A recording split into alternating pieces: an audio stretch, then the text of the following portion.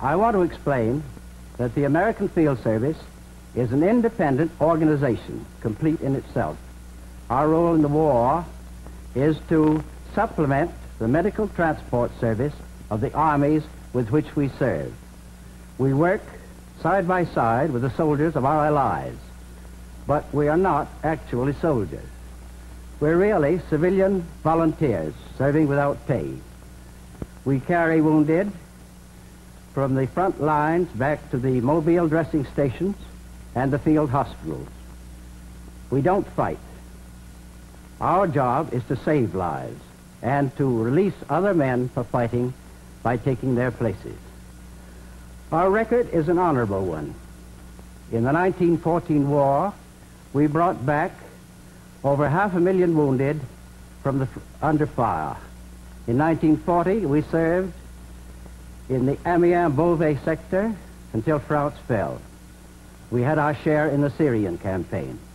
And a month before the attack on Pearl Harbor, we had already sailed to join the British and Free French forces in the Middle East. And we've continued to serve there in ever-increasing numbers. And now, General Wavell has asked us to work with the British Army in India. We will need more men and more ambulances for that theater of war and for replacements in the Middle East. That is the one purpose of this film, to get volunteers. The other is to express our appreciation for the generous support already given us by so many individuals and communities throughout this country. The story, while necessarily incomplete, is nevertheless an authentic picture of the part American Field Service drivers have played in Montgomery's great victory over Rommel. The picture is called Letter from Libya.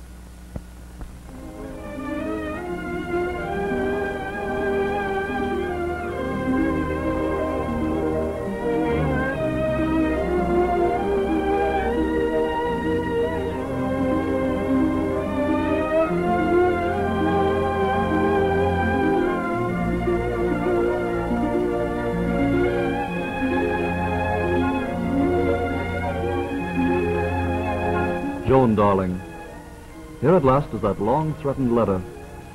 I've been pretty slow about it, but what's the use of making excuses? I'm writing this off in the middle of the Libyan desert, sitting on the tail end of my ambulance, surrounded by sand, silence, and flies. The sand and flies are eternal, not the silence. I only hope it'll last long enough to finish this. The morning after I left you, I got to New York just in time to join my unit at headquarters and get in on the final instructions from the leader of our contingent. Pretty lucky. I'd anticipated a long wait before sailing. The fellows are a grand lot. They'd come from all over. Omaha, Seattle, Boston, Houston, Memphis, Kalamazoo, every corner of the USA. Many of them, like me, had enlisted from college. There was a certain amount of last-minute packing. Had to be sure the extra soap and razor blades were really there, and enough cigarettes. Bedding rolls had to be made shipshape. Finally, the last strap was fastened. We shouldered our kits and were off to the boat.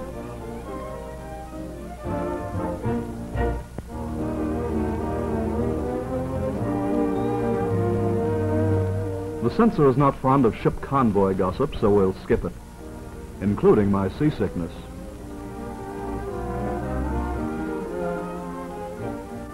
The main thing is that we got to our Egyptian port safely, and darn happy to be there. There's nothing like good solid ground after all. British trucks were waiting for us. We loaded our duffel aboard and were taken off to a huge transit and training camp called Mob Center, or if you want to be formal, Mobilization Center. Our ambulances were there, shipped over long before we sailed. Dodge trucks, four-wheel drive. Swell job, they'll go anywhere. Nothing on tires can beat them over a bad ground, except perhaps the jeeps. We were issued tin hats and gas masks, taught map reading, the use of a compass, and other things essential to warfare on this neck of the woods. and when considered fairly desert-worthy, we were reviewed by our officers and a British brigadier. Rather a bore, but soon over. The next day we were off in convoy to the western desert.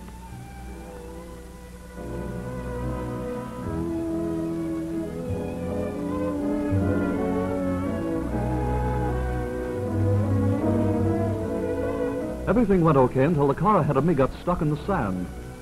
Something that seldom happens to these four-wheel drive cars, but it happened this time. I drew up ahead of him. We rigged up a chain for a short tow. I don't like chains. A rope's better, I think.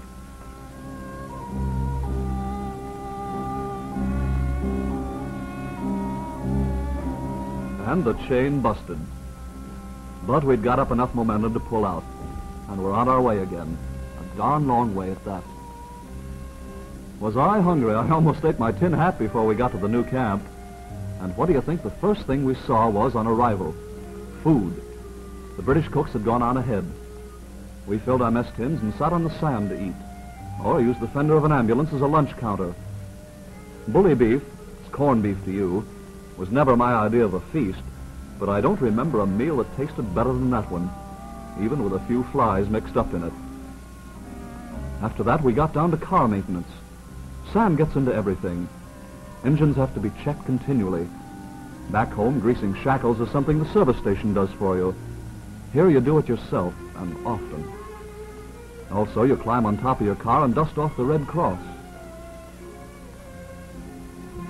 Each man dug himself a slip trench, nice and handy to dive into in case of an air raid. You get used to the lack of civilized conveniences, but not to the monotony of waiting for action. But you can liven that now and then with a bottle of beer from the Mobile canteen, or maybe a game of cards on the sand beside your ambulance. Cars aren't the only thing that need maintenance. Mothers can be sure they're missed when buttons come off. And the flies don't help the situation. Blast them, they certainly seem to dominate existence here. The literary-minded went in for a spot of appropriate desert reading. And even scraping the bristles off the old pan was a time killer.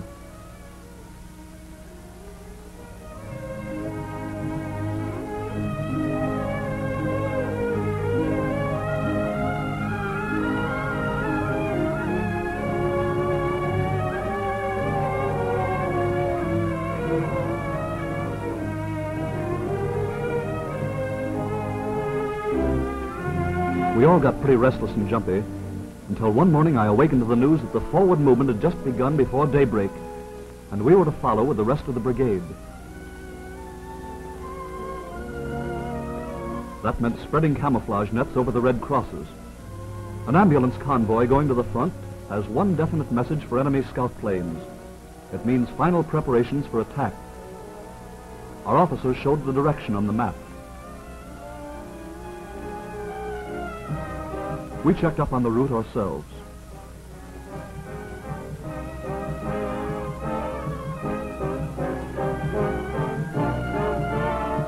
Final dispatches were interchanged between us and medical headquarters.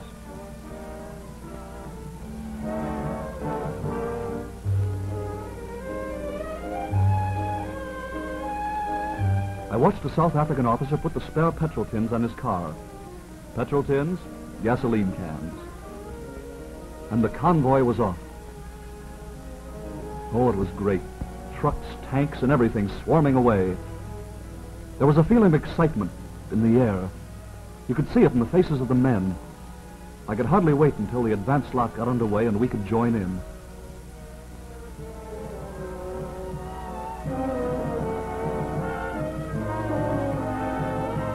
My ambulance was just behind the staff car, but I could barely see it at times on account of the dust.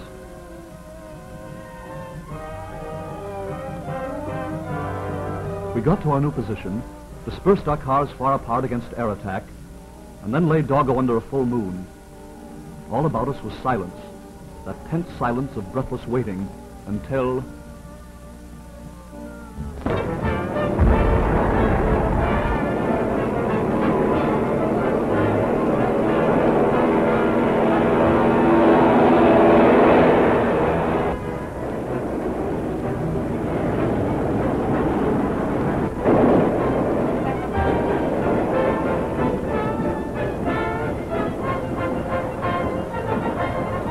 waiting was over. Our real job began. I'll never forget that first call to the dressing station, climbing in the car and starting off.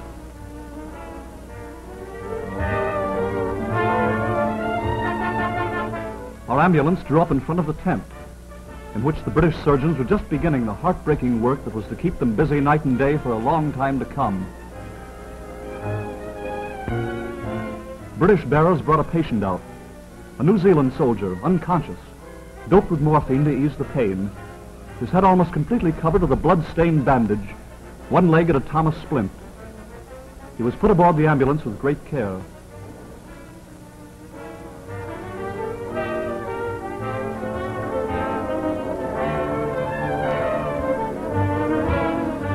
Then taken to the next field hospital for more thorough treatment.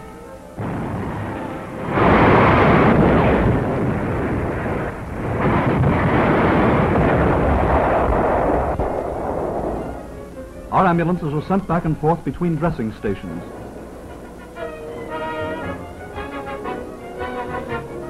Now we knew what we were here for, loading these poor devils, carrying, unloading, taking them to expert care in the hope of recovery. The wounded poured in, all kinds, Cockneys, Yorkshiremen, South Africans, Indians, New Zealanders, Australians, the great fighting French, worlds ends united in one supreme task. There were never enough ambulances. There never are in battle. The medical staffs were untiring. They're all members of the British Army Medical Corps, surgeons, attendants, orderlies, stretcher bearers, though sometimes South African blacks are used as bearers.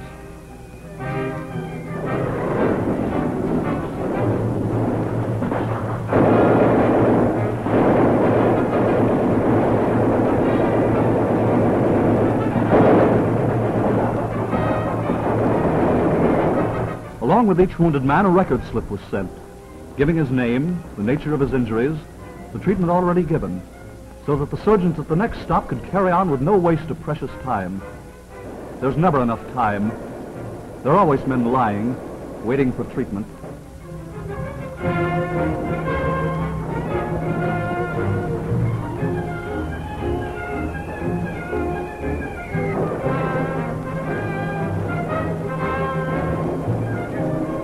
We're not medical experts, but we do give first aid at times, tourniquets, simple bandages, sometimes splints.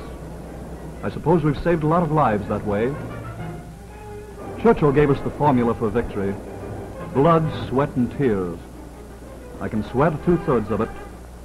We've seen lots of blood here and lots of sweat, but I haven't seen any tears, not from the wounded. Their stoicism is unbelievable. When you think a man's about to shriek with pain, he grits his teeth and forces a grin. There may be tears in your eyes, but not in his.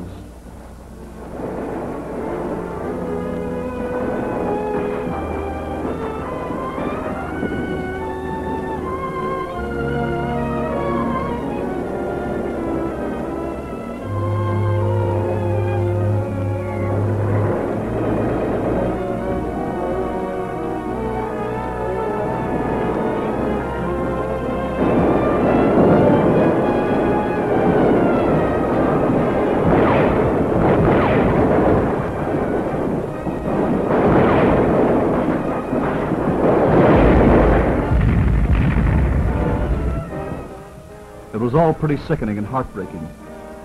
Some of the wounded could walk by themselves, but most, so appallingly most, had to be carried.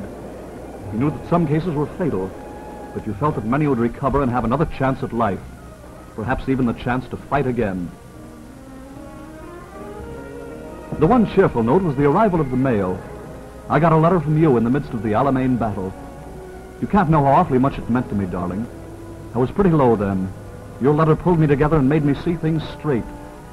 See that my job was everything. The job of taking these poor chaps to safety and comfort and expert care.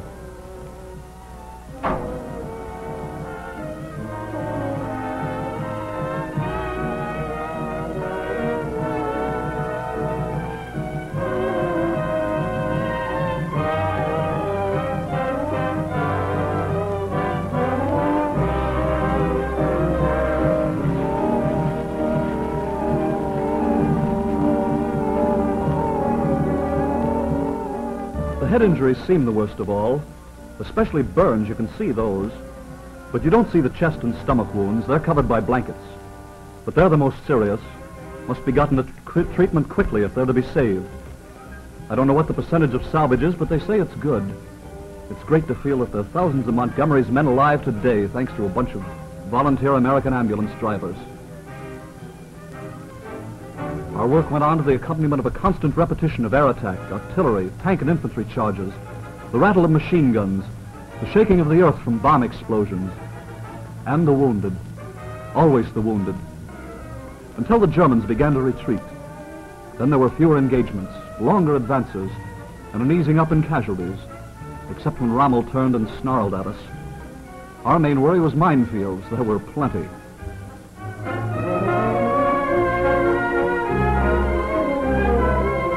But we got to Tripoli at last. And believe it or not, my sweet, I was along with the first unit to enter that delectable village. Was that something? And were they glad to see us?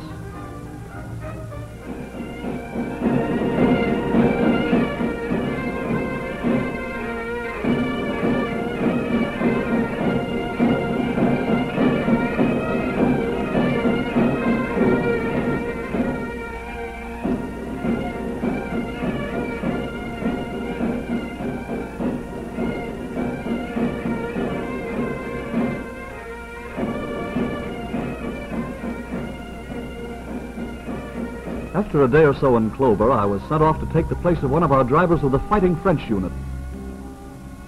We ran into a German air attack.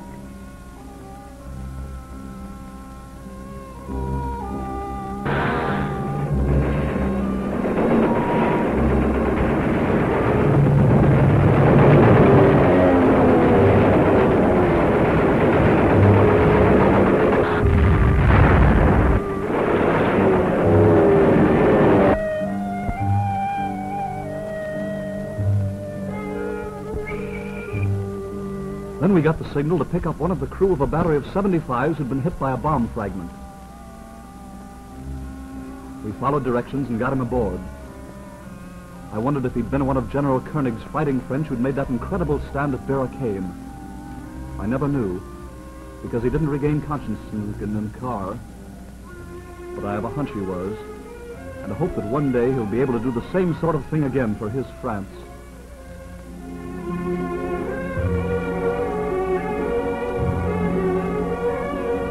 On the way back, we met some Bren gun carriers out on patrol. They'd run into an ambush, and one man had been hit by a machine gun bullet.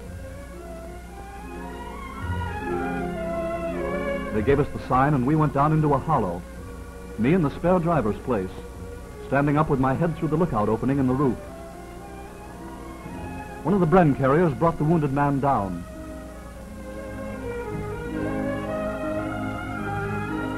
He was still conscious with only a slight head wound.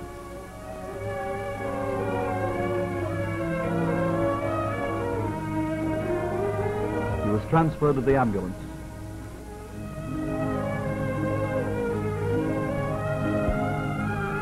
The Bren carrier got back on its job, and we on ours.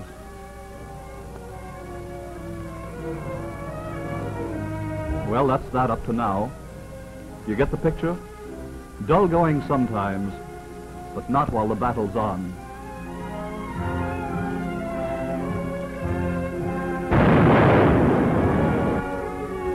Then there are never enough ambulances or drivers. And now there's a call for more drivers and more cars.